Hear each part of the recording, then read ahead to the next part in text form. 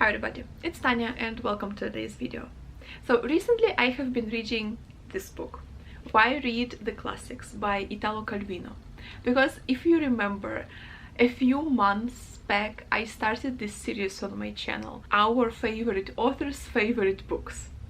I started it because I was curious to learn what books famous classic authors were reading. I've done 4 entries so far. I've done Tolstoy, Dostoevsky, Charles Dickens and Charlotte Bronte. So I will link all of these videos up here, so if you want you can watch. And so I bought this book in order to prepare a similar video but for Italo Calvino. And as some of you might know, last year I read 2 of his short stories collection, Italo Calvino's short story collections, Into the War and Under the Jaguar Sun. Under the Jaguar Sun was one of my favorite books of 2020.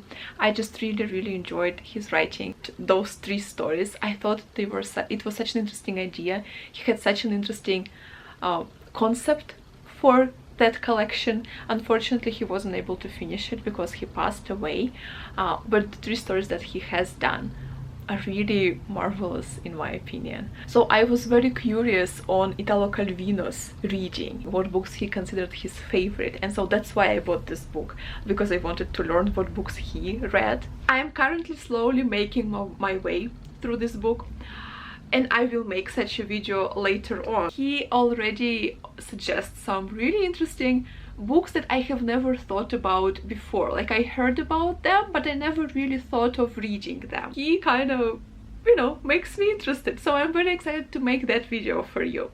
But today we are going to talk about why read the classics according to Italo Calvino, because the first entry to this book is his essay on why read the classics.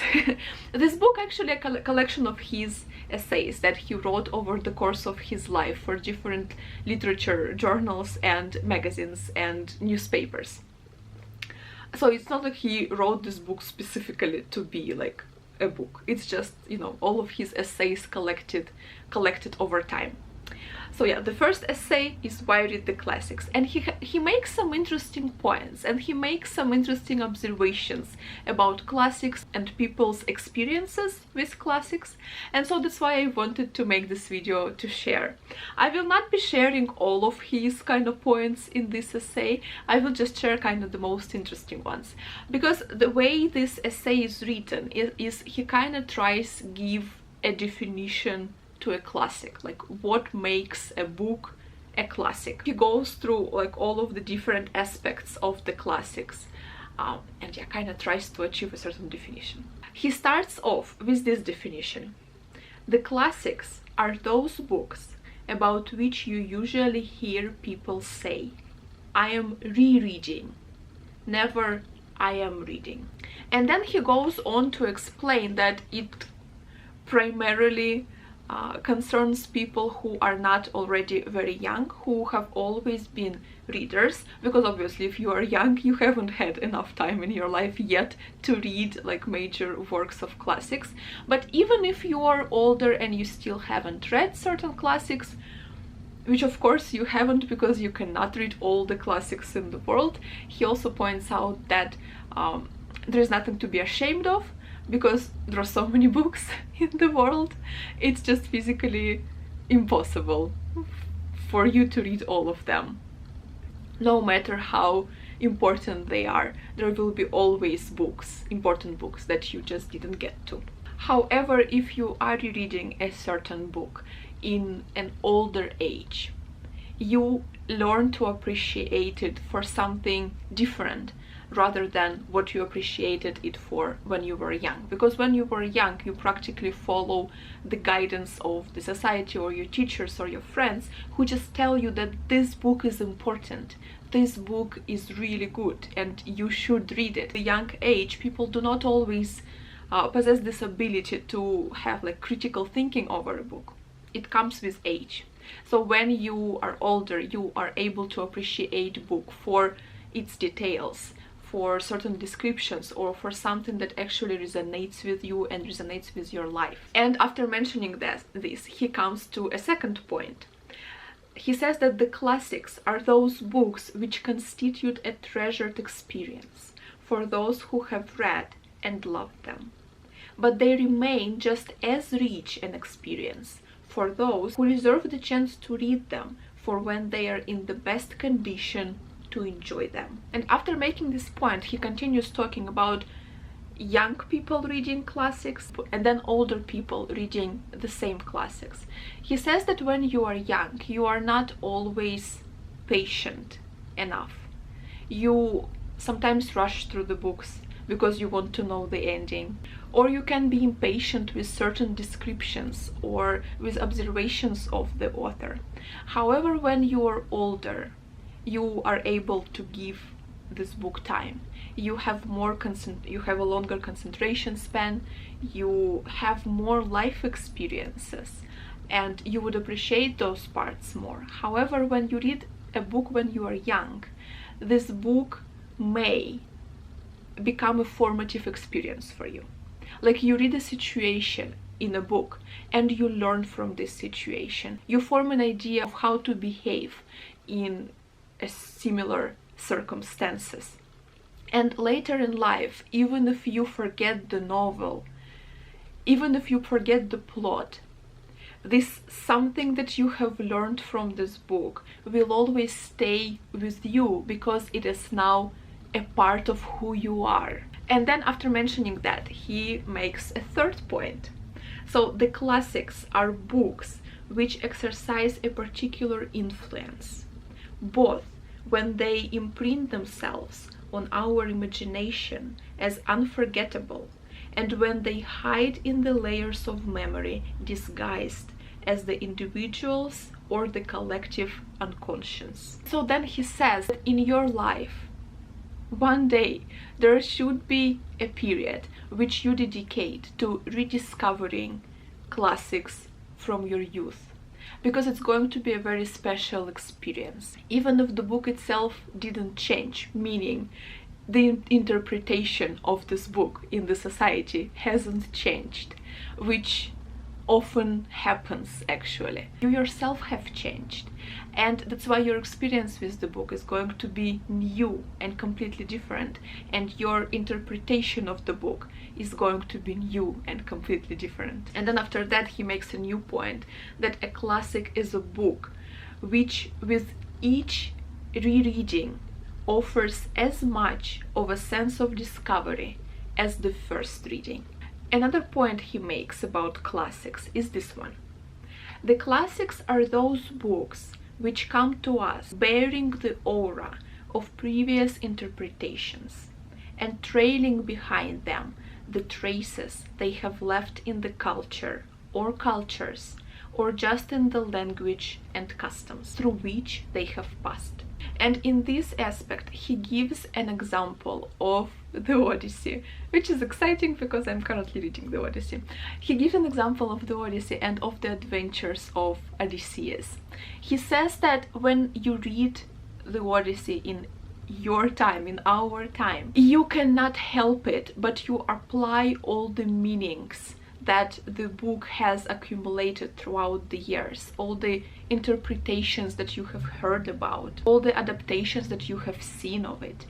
And you do not always know if these meanings were meant to be there, or if they're acquired new meanings of the book. He also says, if I read Kafka, I find myself approving or rejecting the legitimacy of the adjective Kafkaesque, which we hear constantly being used to refer to just about anything. If I read Turgenev's Fathers and Sons or Dostoevsky The Devils, I cannot help reflecting on how the characters in these books have been continued to be reincarnated right down to our times. And then he says that it's very important to read the original text. He actually advocates reading the text without notes and without introductions and other people's interpretations of the text. He says that these writings are just unnecessary buzz around the book, created by people who claim to know about the book more than The book tells you itself. And a reader's experience with a book is something so incredibly personal that it shouldn't be spoiled by other people's opinions. You should allow yourself to form your own opinion about the book without other people telling you what the book meant to say, because every book says something different to different people and you should treasure it. This kind of resonated with me. I myself really appreciate notes. I really appreciate introductions and kind of interpretations of novels, and I thought that maybe I should try and read books without them, but that's like a brave step to make. That's a brave step to make for me. But I don't like read through all the introductions and all the notes, but I do like them. So maybe it would be a better way to go if I read it first and then I read all the introductions and notes. Maybe that's a better way to go. Italo Calvino gave me an idea. Then he also makes an interesting point. He says that classics are books which, the more we think we know them through hearsay, the more original, unexpected, and innovative we find them when we actually read them. He says that it's very important to have this kind of spark with a book. He says that not every book is going to be yours. Not every book that is suggested to you on school curriculum by your professors or by your friends or teachers is going to be for you, because not every book is going to resonate with you. And this resonating is really important in your experience. Schools are there to teach you love learning, to teach you love reading. They give you an idea of what literature is kind of good, what literature is not that good. School tries to form your tastes, but at the same time you as a reader need to learn to differentiate which books you like, which books you don't like. He says that only through unenforced, a choice of your own, you will be able to find your book. Because always, if you are forced to read it, if you're forced to do something, majority of people cannot love whatever it is they're forced to do. It has to be your choice. It has to be your decision. It has to be voluntarily for you to start loving a book and to discover that it's actually your book and it's for you. He gives an example, an interesting example of one of his friends who was an art historian, and he was a very well-read person, and one of that person's favorite books ever, the ultimate favorite book of that person was Dickens' Pickwick's Papers. And Italo Calvino says that he would always relate everything that happened in that man's life to Pickwick's Papers. He would find everything, like everything in Pickwick's Papers. Let me read you. And fondest of all of the Pickwick Papers, quoting lines from Dickens's book during any discussion and relating every event in his life to episodes in Pickwick. Gradually he himself, the universe, and its real philosophy have all taken the form of the Pickwick Papers in a process of total identification. And then he comes to his next point, and he says that a classic is the term given to any book which comes to represent the whole universe, a book on a par with ancient talismans. And then he says that you don't necessarily need to love the book. You don't necessarily need to agree with the book. You can actually disagree with it. You can find yourself contradicting to practically anything in the book. But if a book creates this feeling in you, if it creates this type of response in you, it doesn't mean that it's a bad book. It means that it's a classic. It means that it's relatable. You don't have to agree, but you relate in a way. And he says that all of Jean-Jacques Rousseau's thoughts and actions are dear to me, but they all arouse in me an irresistible urge to contradict, criticize, and argue with him. Of course, this is connected to the fact that I find his personality so uncongenial to my temperament, but if that were all, I would simply avoid reading him, whereas in fact I cannot help regarding him as one of my authors.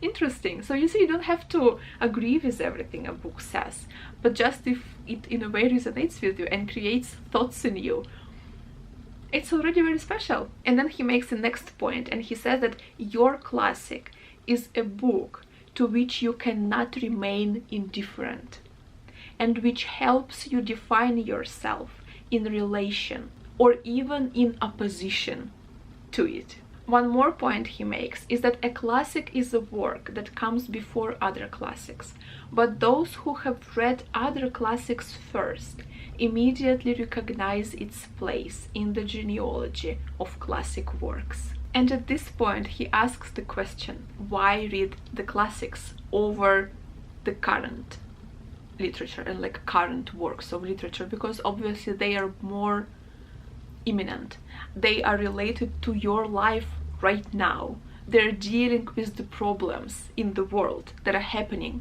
right now.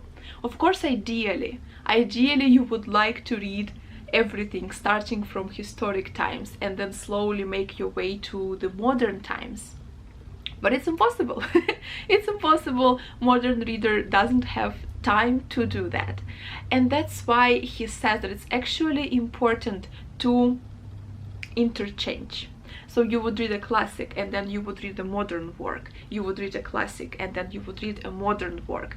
This way you kind of kill two birds with one stone, and you continue learning the context, because classics give you context, they give you kind of sense where we came from, where certain problems came from, and circumstances that we find ourselves in. So they're also important. He gives a very interesting metaphor, so I just want to give it to you. Perhaps the ideal would be to hear the present as a noise outside our window, warning us of the traffic jams and weather changes outside, while we continue to follow the discourse of the classics, which resounds clearly and articulately inside our room.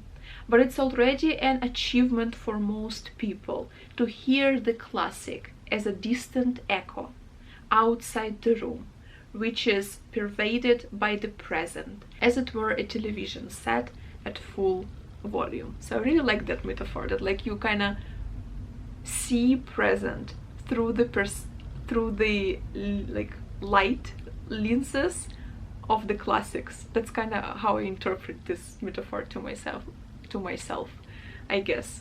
But even if you look at classics from the perspective of the modern time, is also an achievement.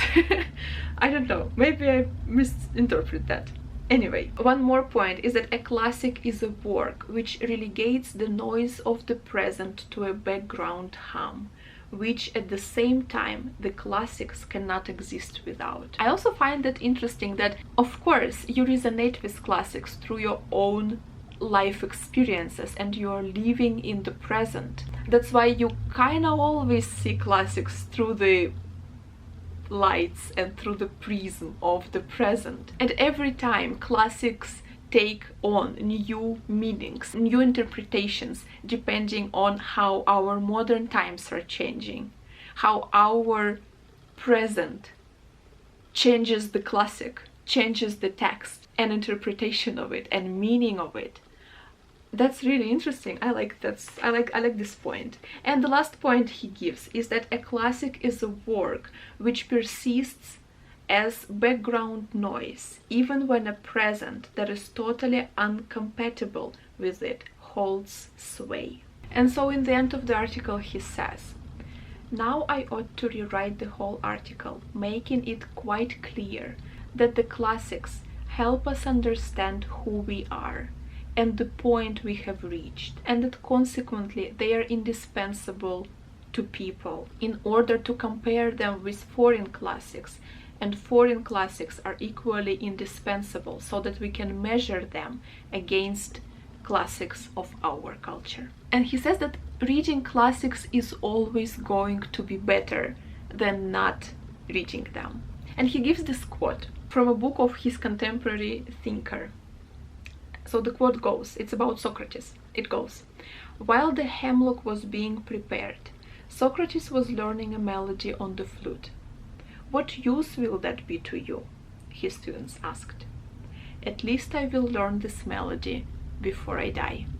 So yeah, this was an essay of Italo Calvino on why read the classics. Basically, the ultimate, the final thought of it is that classics teach us to understand who we are, where we came from. They show us our culture and where our culture came from, how it compares to cultures of other countries and other parts of the world, and they show us our place in the world. That's at least how I kind of interpreted it to myself. But I just really thought that this essay was very interesting. That's why I wanted to share it with you. So I hope you enjoyed this video. Later on I will make also another video where I will be talking about all the, not all, but like some of the books that Italo Calvino recommends in this book. I am super excited. One of the books that he's talking about is Xenophon's Anabasis. I don't know if I pronounced the book correctly. Anabasis. I never thought of reading Xenophon. He's a historian. I don't really read like texts by historians, but he talks about this book with so much admiration and so much praise that I'm like, Xenophon, I see you. I'm gonna read you. I'm gonna read you Xenophon because Italo Calvino recommended you. So yeah, I will finish reading this collection of essays and I will make a video about all the books that he recommends. I hope you will like it as well. But yeah, thank you so much for watching. I hope you enjoyed this video. I hope it was interesting. I just really wanted to share all of his thoughts on why read the classics, because they just resonated with me and I really liked them. And for now, thank you so much for watching. I hope you're reading good books and enjoying them. And I will see you soon in my next videos. Thank you very much for watching. Bye.